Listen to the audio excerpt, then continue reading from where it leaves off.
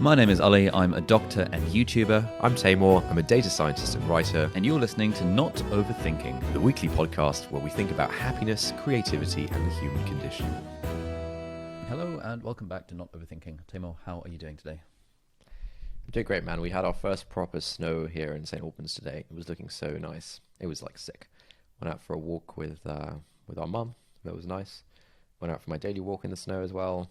Yeah, it was just looking so magical. Like the snowflakes were huge. We've got these really nice sort of really tall pine trees and conifers, which look like Christmas trees. Yeah, it was just looking really lovely. So that was nice. I think it's been a good week generally as well.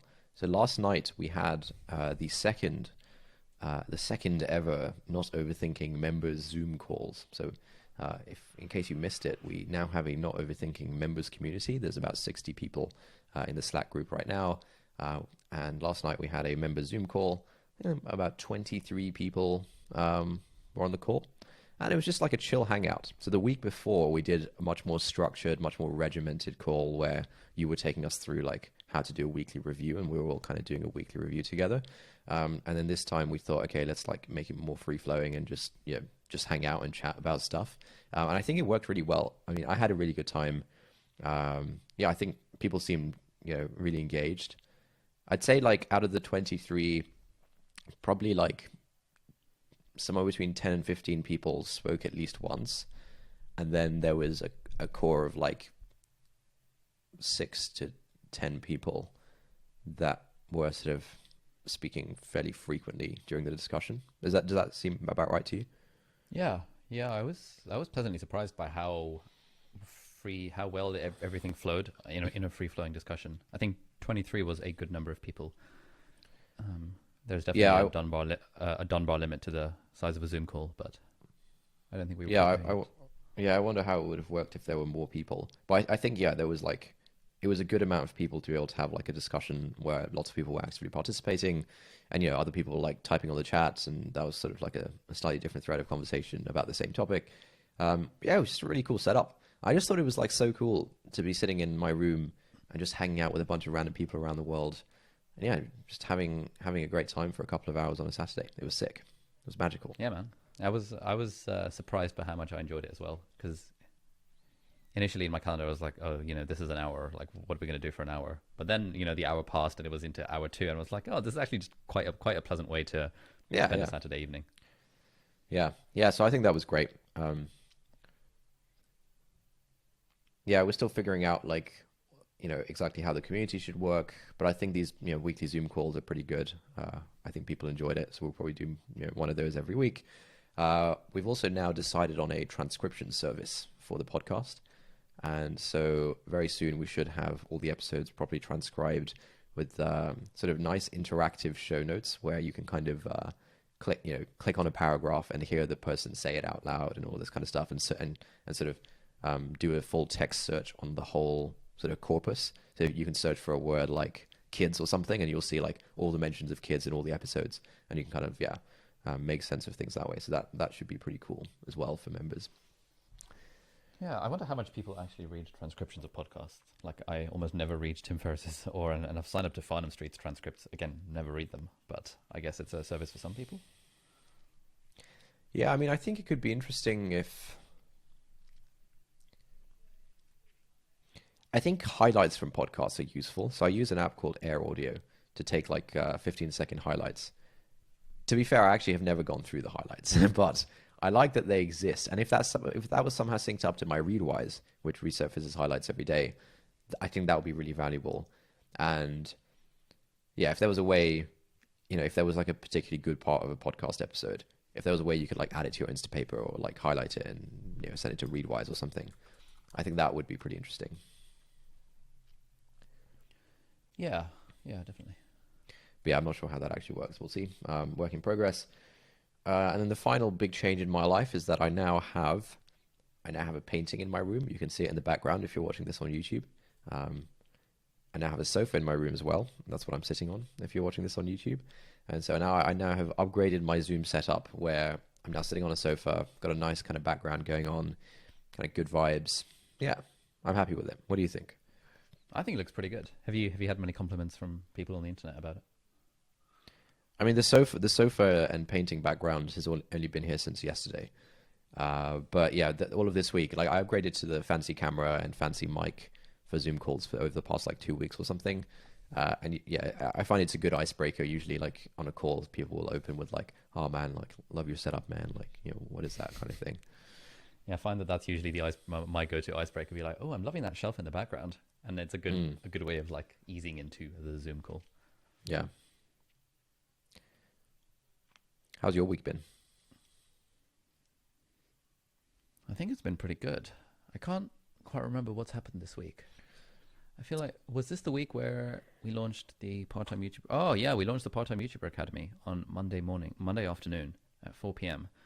And we decided to cap it at 200 people for cohort 2, and we doubled the prices. And I thought, okay, I was thinking in the shower that morning that if we can get overall 50 people in the cohort, that would be great. Yeah. And we were going to have the cart open for 3 weeks. And for most of early January, I was semi-stressing out about, all of the different marketing content we were going to be putting out, and, putting content out on the socials each day, and creating like an email funnel and marketing automation list, etc. Yeah. And then I was in the middle of a Zoom call when 4 p.m. hit and the cart opened. And I just started getting messages on Slack from Angus and Elizabeth being like, oh my God, have you seen how many sales we've got? Oh, wow. Turns out we sold out of the first 100 in 7 minutes. And we sold out of the next 100 within like the next 3 hours. And like, bloody hell, like all this sort of, I'd built up that, oh my God, like this is going to be hard to sell in my head for so long.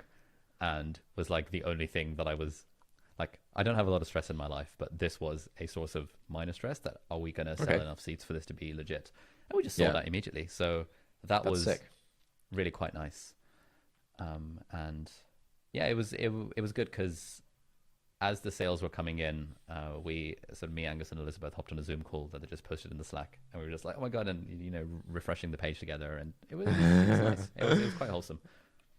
That sounds like great vibes. Wait, so was there like a waiting list where people would be notified once it opens or something, and so people were just signing up off the waiting list, or what? Yeah, so we'd sent an email out a few days prior saying, hey, it's going to open at 4 p.m. GMT, so put it in your calendars. And then when 4 p.m. hit, we'd scheduled an email to go out to the mailing list. Yeah, which had, I think, about 4,000 people on it saying, cards now open, go. And just like, they just got snapped up absolutely instantly. So, sick. Yeah, it's been pretty good. So when's the cohort kicking off? Cohort's kicking off mid-February. So the challenge now is that, we've still got another 3 weeks to go until mid-February. So we want to keep the momentum going while it's still high.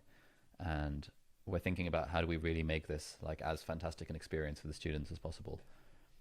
And one thing I was thinking is that, if we have a cohort of like 300 people, so 200 new students and maybe 100 returning students, it would be nice if we can break them up into like, like groups of between 20 and 30, and have one person on the team be responsible for a group, kind of like the college system, whereby we track the data and are they doing the homework and are they attending the Zoom sessions, and we actively reach out to people who are in danger of falling off.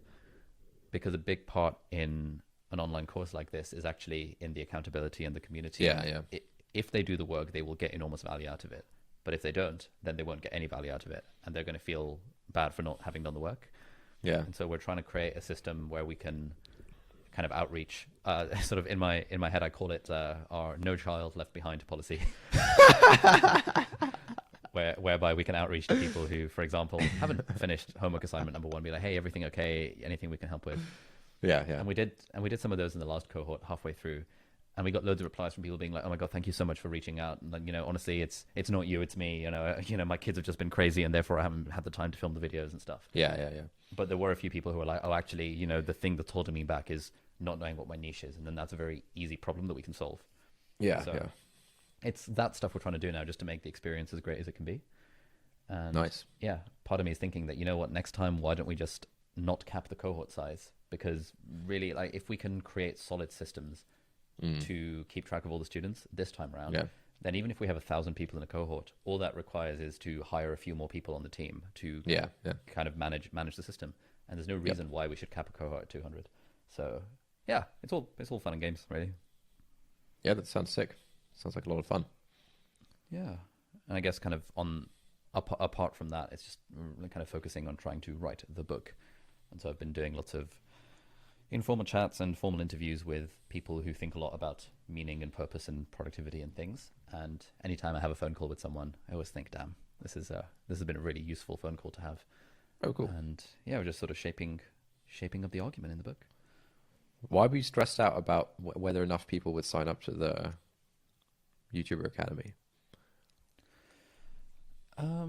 I think I still have a fear of selling. The fear being like, it went well last time. What if that was just fluke? And we're increasing our prices significantly. So what if at this price point no one's going to buy because they won't see the value in it? And yeah, I think it's a throwback to when I was selling Paxsock ball tickets in my third year of uni in 2015, thinking, oh my god, I'm selling snake oil here. And I think it just feels hard to get over that fear of what if no one buys from us. And so I was doing the usual mental shenanigans of, well, even if we had like 5 people, that would still be a good experience and it would still be fun and stuff. But what would be so? What's the actual fear if no one buys? Like, it's not like you need this to pay the bills. No, yeah, it's not. It's not. I think it's more that, for example, if we sell out a cohort, we make £500,000, and Okay. just having that in my head is like, this is a remote possibility. Yeah. Means that it's like, we don't quote need the money to pay the bills, but and this is partly why I'm not too good at setting goals or thinking about outcomes, is that I feel like if we didn't hit that, then I would feel disappointed. Oh, And I see. it's like, let's try and get as close as possible to that. And in the shower that morning, thinking, well, if we can get 50, that's still like it's still a relatively profitable course, etc., etc. Yeah. Okay, that's interesting. One thing that I've been thinking about recently is that it's kind of related to hedging. We've talked about, always. I think when I talk, I'm like constantly hedging. I'm constantly, trying to make sure that I'm not making any kind of strong claims or strong statements, and I'll use words like might or possibly and some people rather than people, and all of this kind of stuff, to sort of, I guess to sort of express a level of epistemic humility, What does About epistemic mean? Sorry? What does epistemic mean? I feel like you ask this every episode. It's just feel about like like whenever- knowledge and stuff. Oh, okay. Sorry, I'm not very epistemic. So like epistemic humility would be kind of recognizing that, the things that, it's kind of about like recognizing the limits of your knowledge and the limits of your of what you can know and perceive and things like that, right? And so this came up in a discussion with Lucas, my co-founder, where with Causal we have a certain approach. We're building a very general number crunching tool and all that, and all that stuff. There are a few products that, I'm not sort of directly competing with these things yet, but there are a few products that are trying to solve some of the same problems, but with a different approach. For example, their approach is, it's not, the details aren't too important, but their approach is different. And I think I have pretty strong conviction that their approach is wrong and that our approach is right. And in the past, if I was having this discussion, I would have done the whole hedging thing where it's like, based on what we've seen, I think their approach, might run into X, Y, and Z issues possibly. And, I feel like our approach, all of this kind of stuff. But I decided to stop talking like that a few weeks ago. And instead I just, was a lot more direct about like, right, their approach is obviously wrong. They're about to spend the next 12 months learning X, Y, and Z, which we already know to be true. And our approach is right for these reasons, kind of thing. And, Lucas thought that was me being, yeah, like arrogant or something, and not appropriately accounting for the uncertainty in my beliefs, which is funny. Oh, the irony. Yeah, and I think a few months ago, like yeah, even as recently as a few months ago, I would have been Lucas in that discussion. If someone had like said those things, I would have been like, "No, man, you need some epistemic humility. Like you don't know that there's uncertainty, all this kind of stuff." But now I just don't care for it, you know. And I think I think the epistemic humility stuff is good. I don't think I've like let go of that.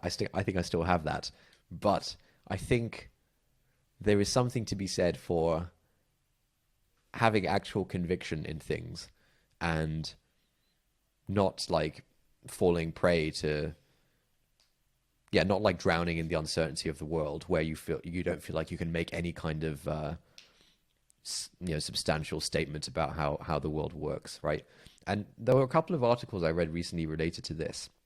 Actually, one was a tweet by Agnes Callard, who else, about let me find it actually. It kind of reminds me of the whole strong opinions loosely held kind of vibe. Yes, yeah, I think it's related to that. Yeah, so Agnes tweeted in December. I might have actually even mentioned this on the podcast.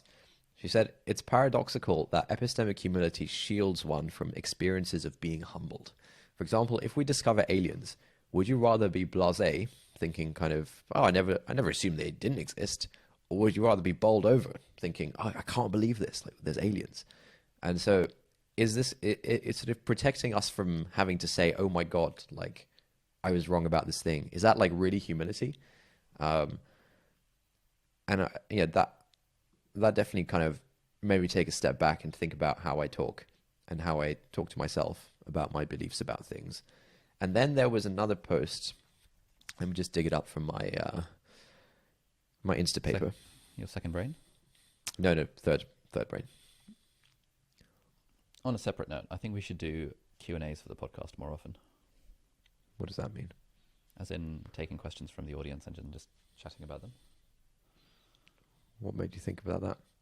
Because I was going through my Castro the other day, and I was thinking that a lot of my favorite episodes of podcasts are where the host is not interviewing someone, but is actually just answering questions from the audience. I feel like it's a very... Really? It's like it's always like solid content. And it always brings out more interesting things than when they have a specific topic to discuss, I think. Yeah, that could be interesting. I'm down for that. Yeah, maybe the members community can submit some questions. Okay, yeah, I can't find the article, but actually, so this is end of November via the Twitter DMs with his friend, and we were talking about some company, and my friend, oh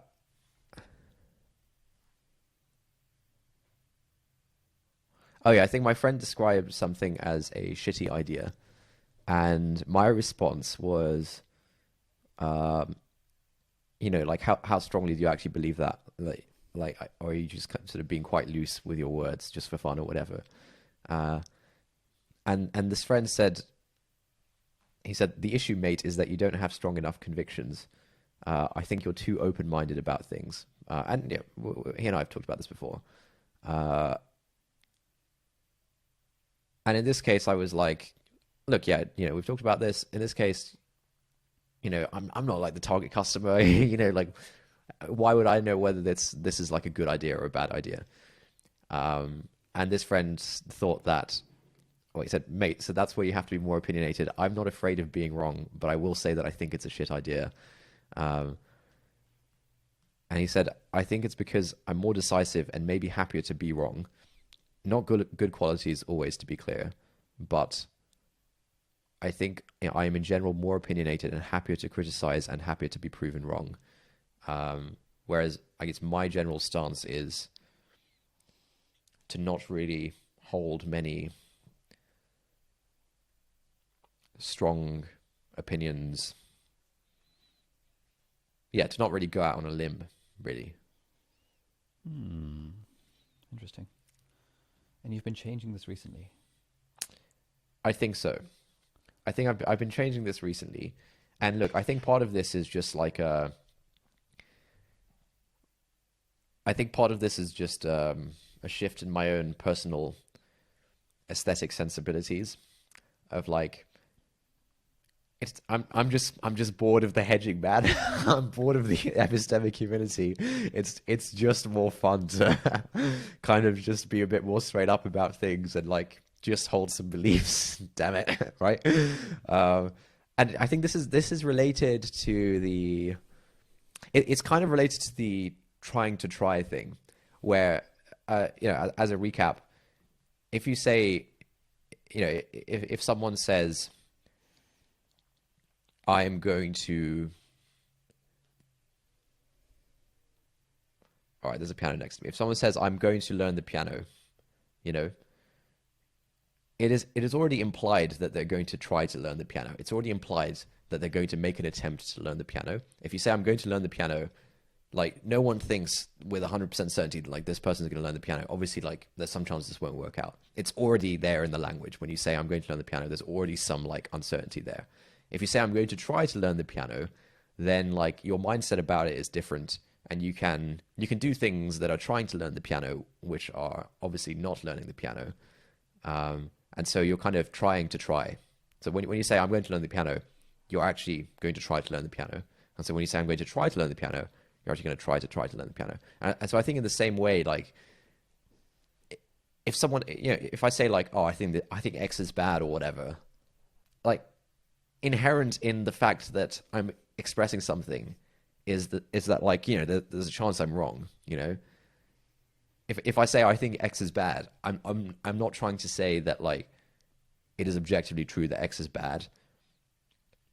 And so for me to do all the hedging and the sort of the boring language around, potentially I think there's a small chance that in X, Y, and Z scenarios, this thing is bad.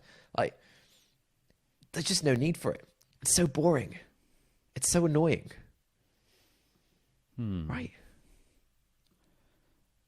Yes, I broadly agree. I used to this general thought has crossed my mind when I'm on podcasts, and if I'm being interviewed on a podcast, I feel much more okay with not hedging when making a statement. I think probably because I feel like I'm in a position of authority when I'm being interviewed on a podcast, and therefore if I make a strong claim, and I know that I prefer podcasts where the guests make strong claims, because if I disagree with them, then it's a hard disagree, and if I agree with them, then it's a hard agree. But there's, if there is a lot of hedging, then you get to a point where you're not really saying anything, because of course everyone is going to agree with you. Because of course in certain circumstances where X, Y, and Z are true, then this thing is possibly likely to be true as well. And so like one phrase that I often say that comes to mind is, I don't think anything is fun as a full-time job. And anytime I find myself saying that, part of me thinks, oh, I should be hedging here, because obviously, depending on who you are and depending on blah, blah, blah, blah, blah. But actually, I do strongly believe that nothing is fun as a full-time job, and I will happily argue that with anyone who wants to argue it, and open to changing my mind on that front. But I don't know, just strongly believe that nothing is fun as a full-time job. And I think that the difficulty with the hedging thing is, what about on this podcast? Like recent episodes we've done about generalizations and misogyny and things like that, where we kind of said that, look, we landed at a place where we both agreed that there does need to be some level of hedging at the start, some level of caveating, some level of trigger warning. Like, I think that's a different kind of hedging. I think that is like foreseeing ways that things might be able to be misinterpreted. Is that not the same as your type of hedging? If I were to say I don't think anything is fun as a full-time job, foreseeing ways into which that could be interpreted, it would require hedging at the start. No. I think the kind of hedging that was more relevant in the misogyny episode, for example, is hedging where we're talking about something and someone might misinterpret what we're trying to say. I think the kind of hedging I'm talking about here is the hedging that kind of weakens your statement so that there's like zero chance of you being wrong, like saying something that is untrue. It's not about like misinterpretation. It's more like dilution. It's almost like dilution rather than hedging, I guess. I think the hedging to not be misinterpreted. I think hedging is actually the wrong word for it. I think hedging is the right word for the dilution thing. But whatever. We don't need to get into that. Do you agree with that? Do I agree with what? That hedging is the wrong sort of word. Well, those two things are different. One thing is like the sort of epistemic humility rubbish is. I'm obviously like speaking strongly about this, on the theme of the discussion, right? So the epistemic humility stuff is more about diluting your beliefs, and the what we've been calling the hedging stuff is more about just like putting some disclaimers and caveats so that it's harder for other people to misinterpret. It's not about dilution. I'm not sure I agree with that yet. So we're saying the difference is dilution versus misinterpretation. Okay. Okay, for example, the kind of hedging that might be appropriate in like if we're discussing misogyny or something like that is, if we're talking about like, what's a good example? Okay, for example, if you're talking about a controversial or like a difficult issue or something, and you only talk about one aspect of it, one way in which you might be misinterpreted is that people think that the aspect you talked about is the only aspect you care about, or that by only talking about one aspect, you are suggesting that that is the only aspect to it. And so a sort of don't misinterpret me hedging would be, before that, saying, look, this is a complicated issue. There's lots of aspects of it. We're only talking about one aspect in this podcast, but that doesn't mean this is the only aspect. That doesn't mean we think it's the most important one. We're just talking about this one thing. That would be a hedging to avoid misinterpretation. It is not a dilution of what you actually are saying or what you actually believe. Agreed? Agreed. I'm trying to think of another example that is outside of that realm of the misinterpretation hedging. See, I've got examples in my head that I want to use to just explore this point, but I'm. Do you need to hedge first? I need to hedge first with those specific examples. So I'm trying to find something that is unlikely to offend any minority group of people, even if it's used in just as a way of discussing this particular theory. If on the podcast we were to hypothetically say that. Please don't say anything stupid right now. Just. If on the podcast we were to hypothetically say that,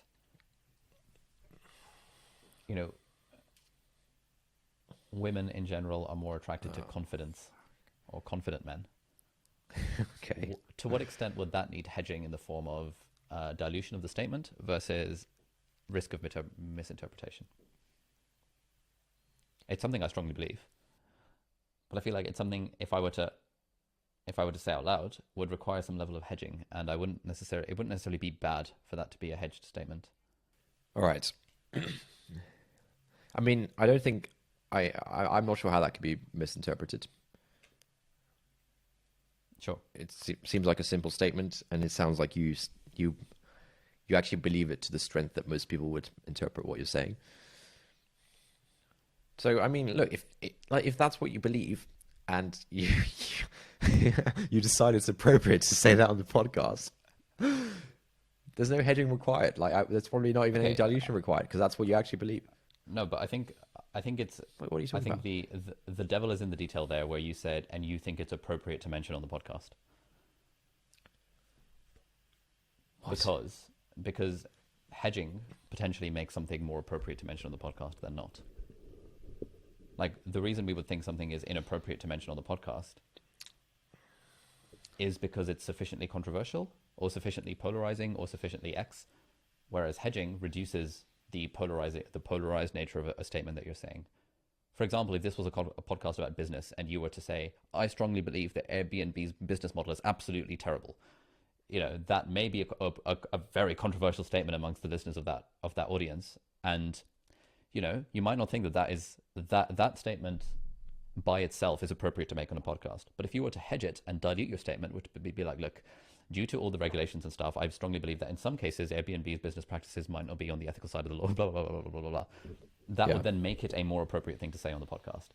Therefore, your dilutional hedging makes something more appropriate to say out loud, which is kind of what I'm getting at, which is that you're like, I'm exploring, for the record, I'm not saying, okay, I'm saying I agree with that particular view, but for the record, this purely hypothetical exploration of your point about dilutional hedging. You know, like, is it fair to say that dilutional hedging is bad when it feels like dilutional hedging is sometimes required if you're making a statement which some people might strongly disagree with on a public platform? All right, let's talk about the Airbnb example. If my true belief is actually that, you know, Airbnb's business model is inherently flawed, if that's my true belief,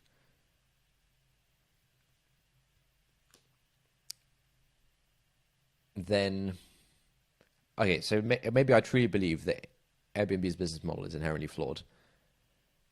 Maybe I think that's too controversial to say on a podcast. And so what you're saying is maybe I might say, I mean, I'm not trying to be nitpicky here, but like the details do matter because, maybe that was a bad example because there's a difference between saying a company's business model is inherently flawed versus like, oh, in some countries, you know, based on laws and regulations, they're actually like, you know, doing something unethical or something like that. Right. So like, okay, maybe a better example is saying, you know, instead of saying, I think Airbnb is evil, I might say, you know, in some countries, based on the laws and regulations, Airbnb is operating illegally, unethically, you know, whatever, right? Okay. Is that a fair example? Yeah, I guess so. Because like, what if the thing that you believed is truly that Airbnb is evil? Like, I'm trying to get at the point. I'm trying to get at is dilutional hedging is not always bad.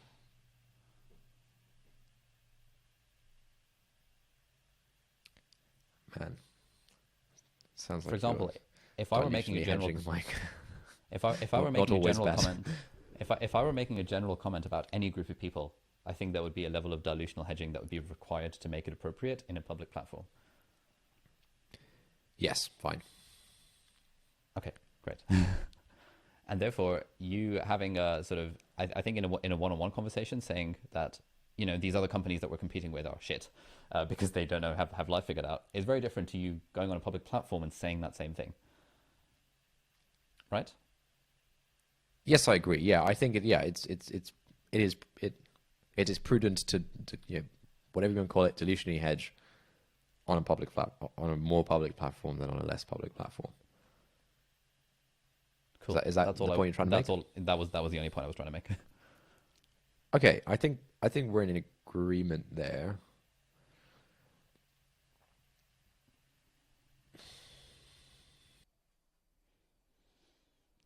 Okay. So one interesting thing is this comes about when having discussions of religion between atheism and agnosticism. I can't remember where I read this, but it was in like some atheists argue that people who say they are agnostic are really are lying to themselves, because agnosticism is like the ultimate hedged position, where it's like, I don't really believe in God, but I don't have evidence that God doesn't exist. Therefore, I'm going to say I'm agnostic, and no one can call you out for being agnostic. Whereas, if you identify as an atheist, all of a sudden, you're identifying as an atheist, and that's a big deal with a big D and a big B and a big D. And fewer people are comfortable identifying as an atheist. And so, you know, are you really agnostic about the existence of Santa Claus? No, you are atheistic about the existence of Santa Claus. Are you really agnostic about the existence of God? You know, maybe you're just scared of identifying as an atheist. I feel like that often comes. That's that interesting. Comes into the hedging thing. Potentially, yeah. I guess I'm not agnostic, so I don't really I don't know what the mindset might be there. It would be interesting to talk to an agnostic person about that. But going back to what you thought was a conclusion about it being, you should delusionally hedge in a public sphere or something. No, I think it depends. I think it depends on the content. Like if you're saying something that could cause harm to other people, yeah, dude, delusionally hedge. If you're saying something that even if you're like really wrong about it, and that couldn't cause harm to people, probably okay not to, dude. Just say that Santa Claus is real or whatever. Do you agree with that? I think it's really more about the content. Yeah, I agree. I think the content matters. The only reason I brought up the podcast example was because the way that you were saying it was it sounded like you were anti-delusional hedging in general. Oh, okay.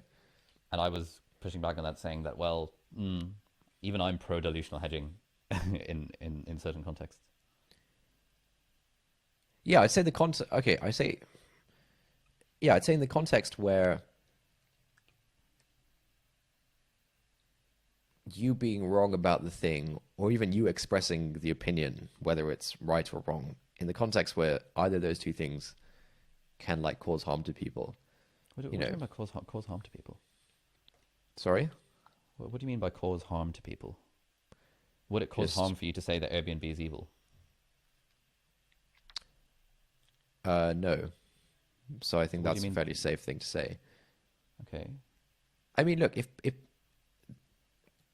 on issues that are more fundamental than Airbnb's ethics, if a public figure, stuff to do with race or gender and things like that, if a public figure were to say something, it can actually cause harm to people, like tangible, physical harm, as well as just people feeling bad. I think both is harm to people. So I think that's where it matters to be mindful. Yeah, if you're talking about like some company's business model, like, come on, dude. No, nothing really matters either way, in the grand scheme of things there. Okay, so I think like, I'm not trying to say dilutional hedging is always bad. I'm not trying to say that in the slightest. And this isn't just me dilutionally hedging my actual view. Okay? Let me call to the stand a blog post. We may have even talked about this on the podcast. I finally discovered it. The blog post is called "In Defense of Being Confidently Wrong," and this person, I'm going to butcher the pronunciation, Artyom Kazak, maybe. They noticed that some people often talk in a way where they'll often say things like, "My mental model of this is X," or like, "It would seem good. It would seem like it's good to do X," or like, "The prudent option would be this," and I probably think this or whatever. Lots of people talk like that. I think I have a massive tendency to talk like that. Do you agree? Do you feel like you do that as well? Yes, I was in a Clubhouse interview yesterday, and I was doing a lot of hedging in that context. Anytime I was about to make a bold statement, where I was like, I would tentatively suggest that ... Yeah. So look, I think like lots of people do this, certainly me and you included. And this guy, he wrote the blog post, he says that these are all ways to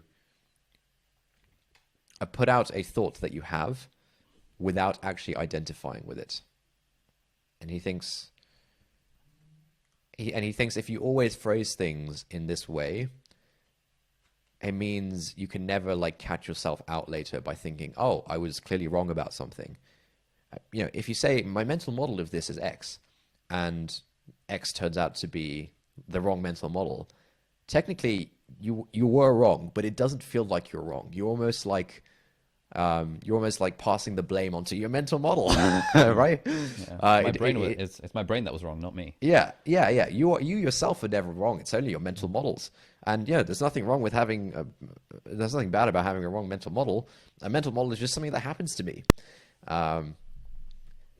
And so if you like always think and always talk in a style where you talk about how things seem and what your mental model is, he says you can entirely avoid two things. you entirely avoid A, the feeling of fully believing something, and you also entirely avoid B, the realization that you are 100% wrong about something. Like if you're always talking about what things seem to be like, you know, what your mental model is, and, you know, what probably might be true sometimes, you'll never experience fully believing something, and you'll never experience what it feels like to be 100% wrong about something. And the interesting point that he makes is that the good thing about, you know, if there is the potential of you being confidently wrong about something, it kind of, right, what's a good analogy here?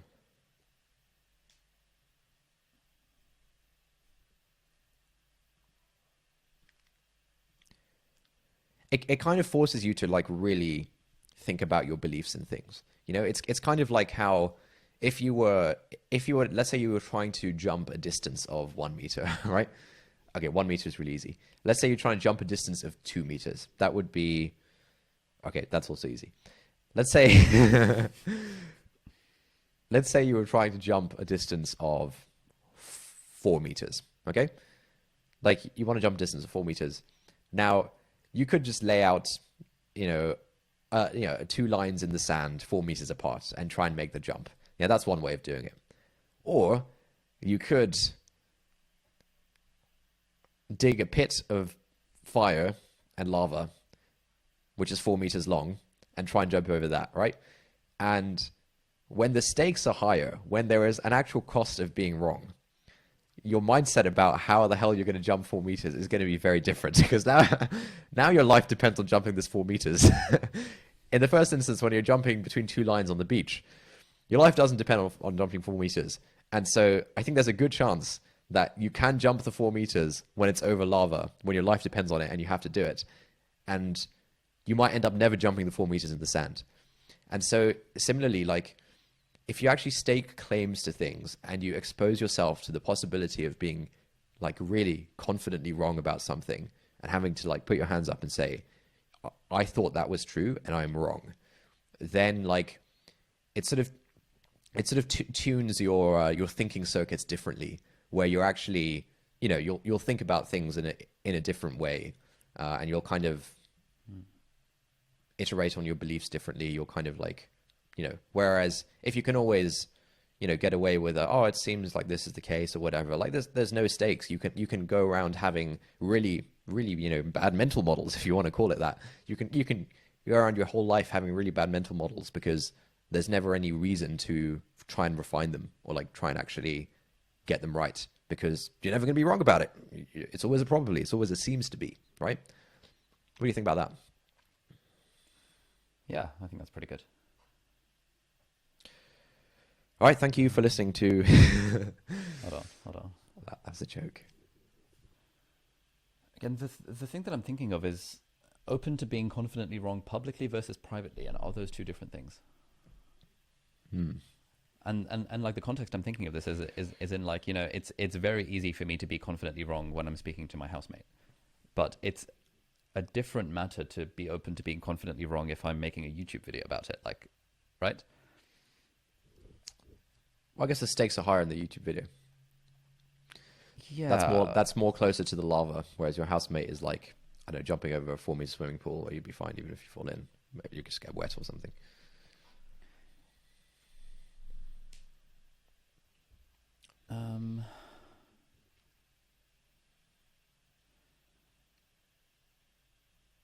Yeah, I guess so. Like, it's that's not quite what I'm getting at. What I'm getting at is it comes back to, okay, what's it called? The Overton window of like, you know, I feel like a lot of the opinions that I or you or other people might have that we would be open to be confidently wrong about, if they were to be said publicly, they would fall outside of the Overton window of acceptable things to say in public.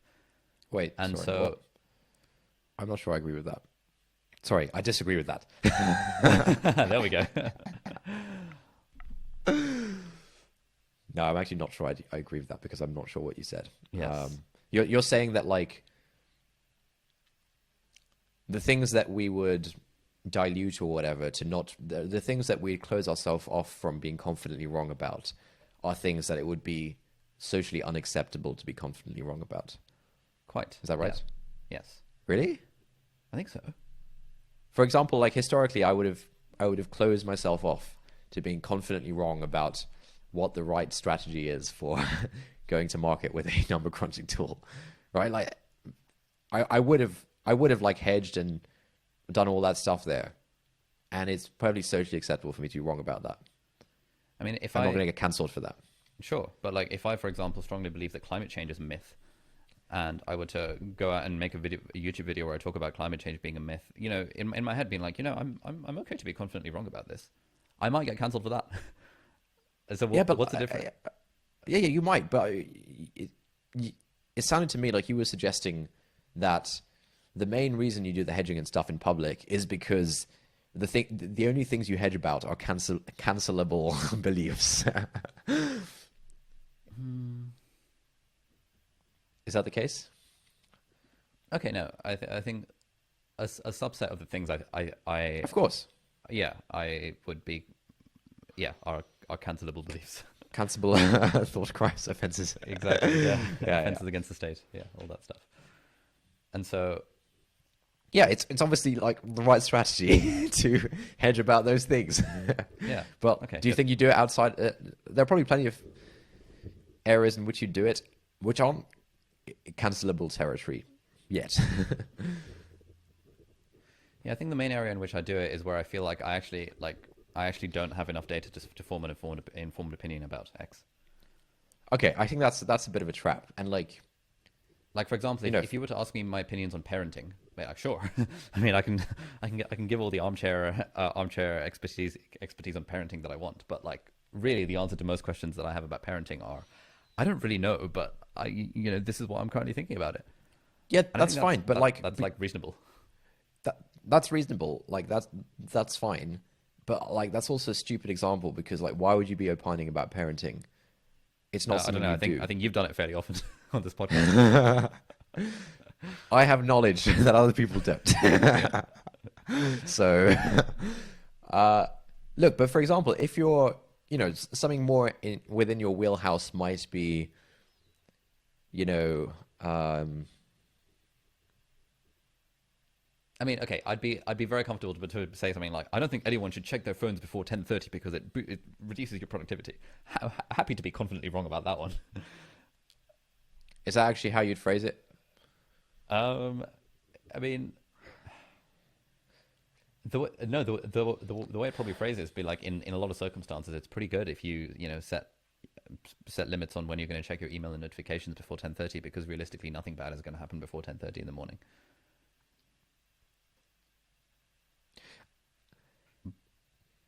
Okay, that also feels like a trivial example. I think there are situations where it is important to have an accurate analytical model of the world. Okay, and so give me an example where this is legit outside of your also trivial example of a go-to market strategy for a number crunching startup. I don't think that's trivial. Right. Like, okay, for example, business strategy, right? Like it's not a hard science. There's no exact rights or wrongs, but you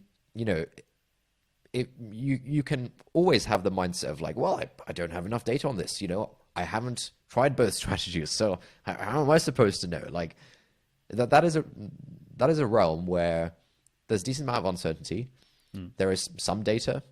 There are theories you can cook up in your head, but you could drown in the uncertainty if you wanted. And you could put your hands up and say, oh well, I don't have enough data about this thing, so I'm not going to have a position. I'm not going to have any conviction about something. Yep. And that will lead to bad results. Okay, agreed. Everyone knows you need to have conviction. Conviction in decision making for business is very important. Sure. Right. So that's one realm.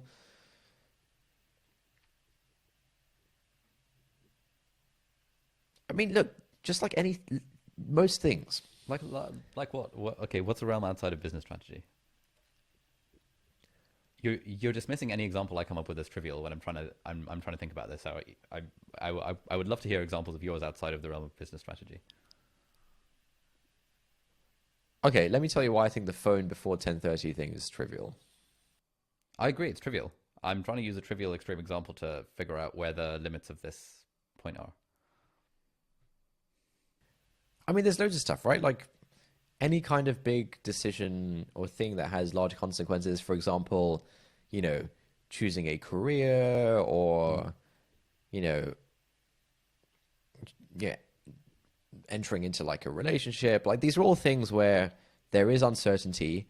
You could plausibly put your hands up and choose to drown in the uncertainty and not have conviction, but it will serve you poorly if you decide to go down that route.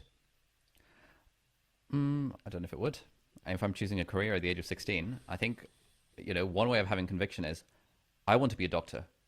And I think that attitude would serve you more poorly than a more hedged attitude of, to be honest, right now, I think I might want to be a doctor based on my very limited life experience. But you know what? Let me actually think about this a little bit harder. Let me get some experience. Let me actually decide if this is really what I want to do, speak to some people. And let me, you know, when I'm in med school, sure, I'll try my best. But, you know, if it gets to the point where I feel like this isn't really what I want to do, I will have an open mind about going into something else. That's a hedged position, and that position will serve people much, much, much better than the position of I've decided at the age of 12 I want to be a doctor and I'm going to go for it with full conviction. Yeah, look, I agree with that. With that. That's maybe, yeah, that might be a realm where, you know, collecting a bit of data rather than zero data before making a life-changing decision. Equally, when it comes to relationships, you know, if you had the conviction for a non-hedged decision to, I don't know, marry the first person you had a crush on in high school, again, probably suboptimal. There's a level to which dilutional hedging is actually useful when it comes to decision making in these contexts. And I think you're drawing a false dichotomy between either you have conviction in decision making or you drown in uncertainty. And it's not that simple, man. I'm not trying to draw any dichotomies. All I'm trying to say is that there exists this trap of thinking and talking in this, always thinking and talking in this way, which A, is just a lame way to live your life. It makes you a bit of a loser. And B... strong words there. Maybe I'm overcompensating a bit here. But yeah, A, is just like a lame way to live. You're like closing yourself off from fundamental things like holding beliefs and being wrong about things. And B, it doesn't train you to be right about things, right? Well, that's what I'm saying. I'm saying that this is a trap. I have fallen into this trap before, where I would be extremely reluctant to take a stance on things. And now I'm more open to it. Okay. In large part for aesthetic reasons. Aesthetic reasons as in? I think it's lame. I see. Okay. But also because I do think it's true that if you close yourself off from being wrong, there's a good chance you'll never be meaningfully right. Okay. The reason I'm not fine. The way you're phrasing it is very delusionally hedged. It's that no, it's not. You know, it is. That accurately represents what I'm trying to say.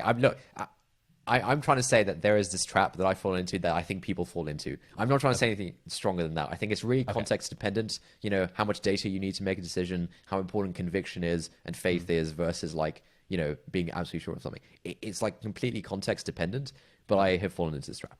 Fine. If your only point is there is a trap that sometimes people can fall into, and I have fallen into that trap on occasion, and I'm trying to be more mindful of that trap such that I may fall into it less, then we have nothing to disagree on. Because that statement is so hedged. The statement is hedged, but I think it's still a meaningful statement and it's a useful statement. Fine. It's hedged, but I think it's very meaningful. I think lots of people listening to this. Man. Yeah, I don't think there's a stronger opinion I can have about this because I think it's really context dependent. I don't know what a stronger opinion would look like here, because it just depends on context. Whereas in the case of, I think this strategy is wrong versus, I think this strategy is possibly maybe sometimes, there is a strong opinion you can have, which is that the strategy is wrong or worse or whatever, right? Okay. But I think the main thing I was disagreeing with was your initial, like an hour ago, your very first mention of this, which sounded quite like brash and raised alarm bells in my head because it sounded as if you were saying that I want to, in the past, I wouldn't have said that this company's business practices are shit. And now I've realized that actually I should be talking like that. And I was like, hold the hell up. you know, what about this and that and this and that and this and that? But if your only point is this is a trap where it is possible to fall into, and sometimes I fall into that trap, and I'm trying to be more mindful of it, then hey, sure, fully agree, in full agreement with that.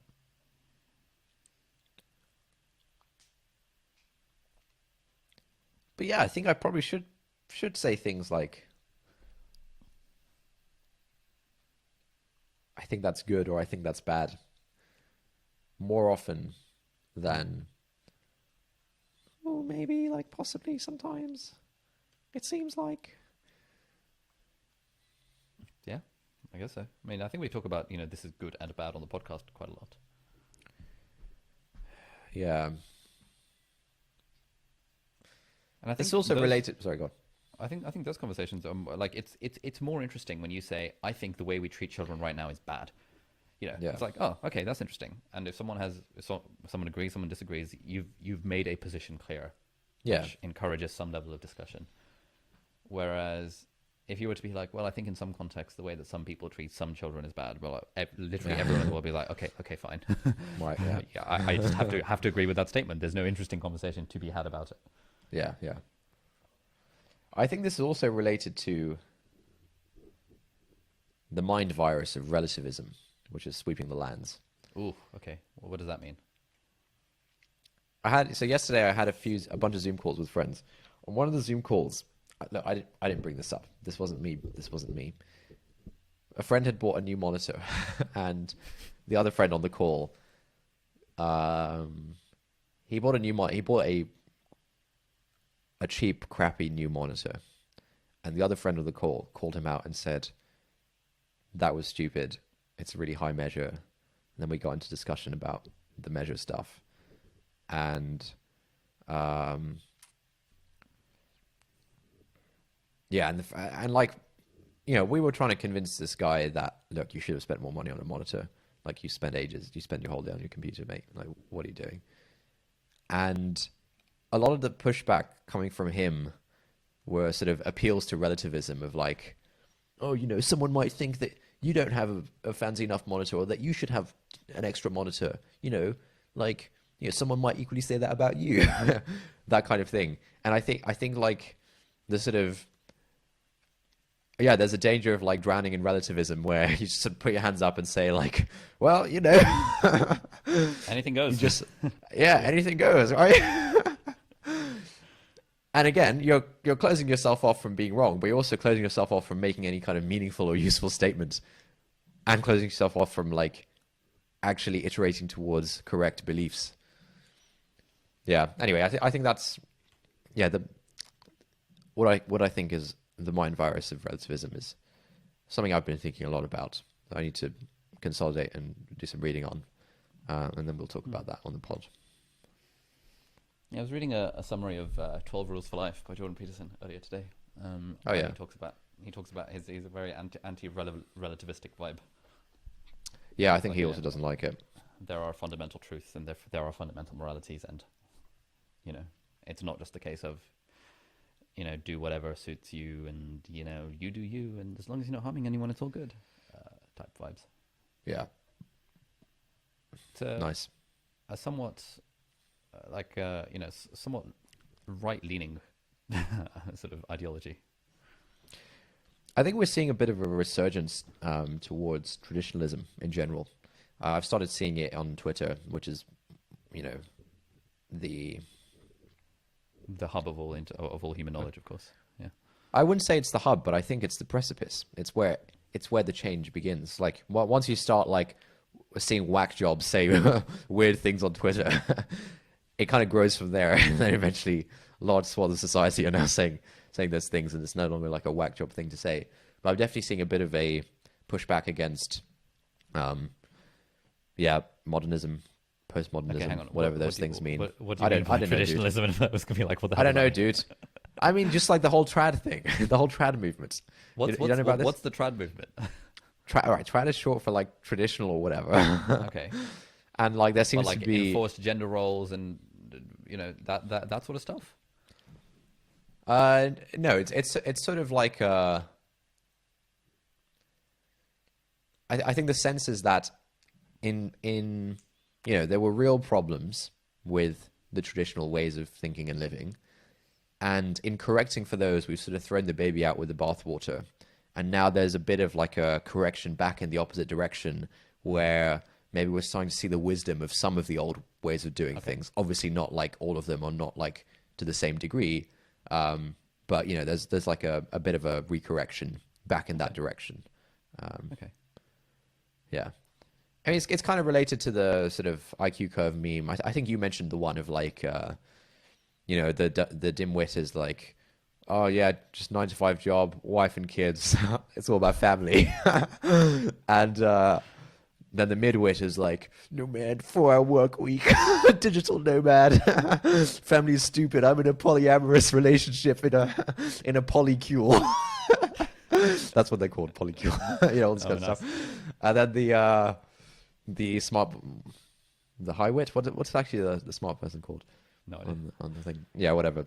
Then the smart person's like, yeah, stable job, wife and kids, it's all about the family and local community, all this kind of stuff.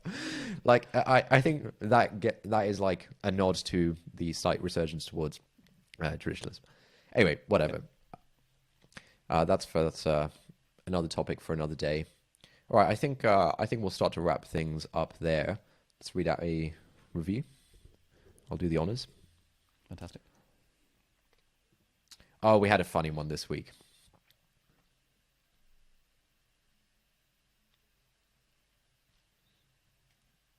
Yeah, this is funny.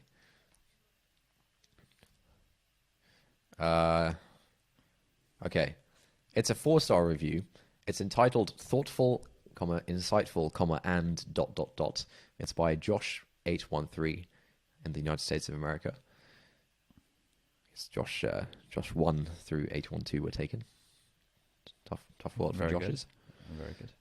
Anyway, the review is pompous. Man, these guys are pompous. You can tell they are a couple of upper-class lads from the UK, born into privilege, maybe an assumption, but perhaps a correct one. There's a lot of delusional hedging he's doing. Yeah. Maybe an assumption, but perhaps a correct one. No, I'm not trying to shit on you here, Josh. I'm just trying to draw attention to the thing that we talked about in the episode. To be clear, people of their ethnicity. This is a weird statement. People of their ethnicity in the UK do not end up so highly educated and with secure employment without coming from means.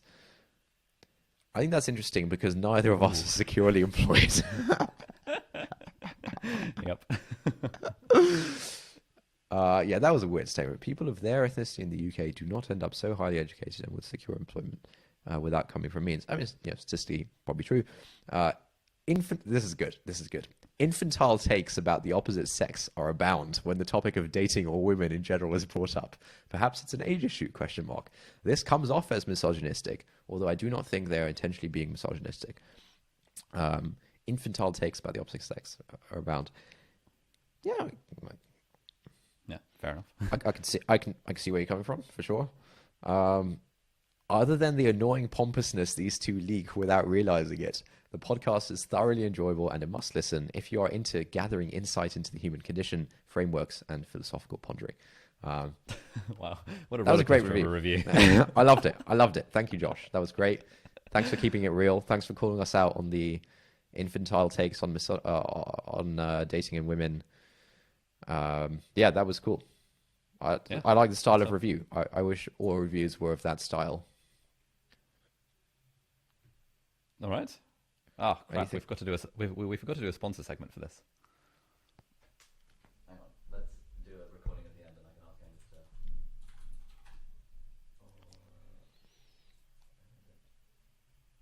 Oh, it's brilliant. We can just use we can use your recycled plug. Yeah, we'll use your recycled plug. All right. Thank you everyone for listening to this episode of Not Overthinking, and we'll see you next time. Bye.